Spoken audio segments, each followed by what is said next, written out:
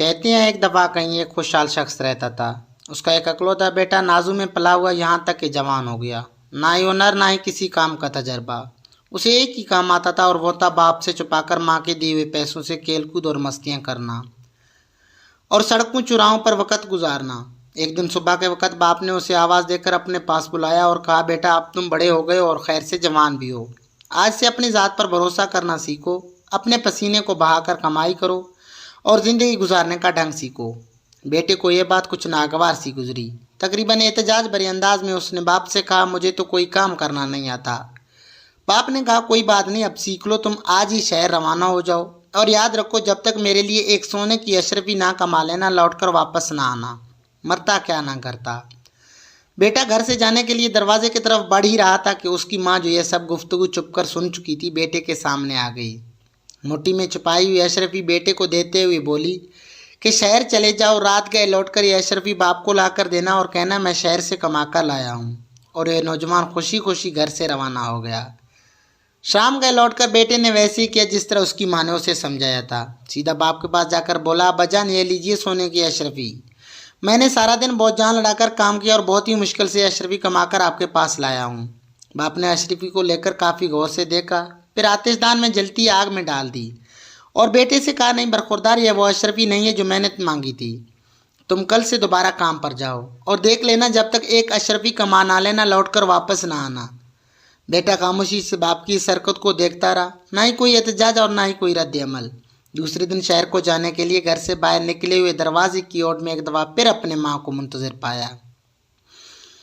ماں نے اس کی مٹھی میں ایک اور اشرفی رکھتے ہوئے کہا، بیٹا اس بار جلدی واپس نہ آنا، شہر میں 2 یا 3 دن رکے رہنا اور پھر لوٹ کر باپ کو یہ اشرفی لا کر دینا۔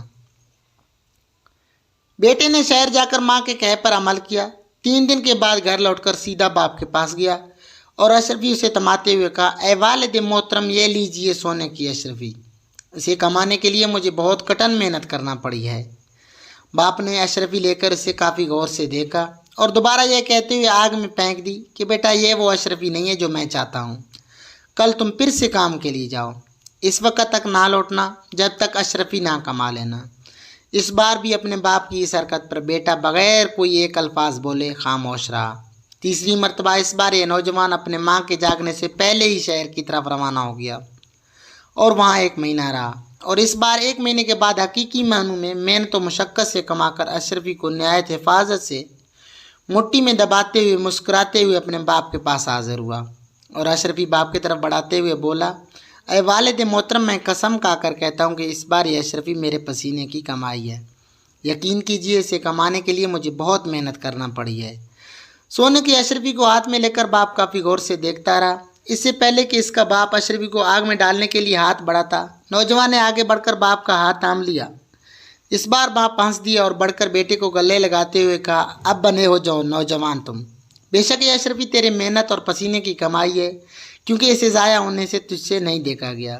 جب اس سے پہلے میں 2 بار اشرفی آگ میں پھینک چکا تھا تو تجھے کوئی افسوس نہیں ہوا۔ سچ ہے کہ بغیر محنت کے آنے والا مال جاتا ہے تو اسے آسانی سے ہے اور اس کے جانے کا وہ دکھ نہیں ہوتا جو محنت کی کمائی کے جانے کا دکھ ہوتا ہے۔ بے شک سب سے بہترین کمائی محنت اور حلال کی کمائی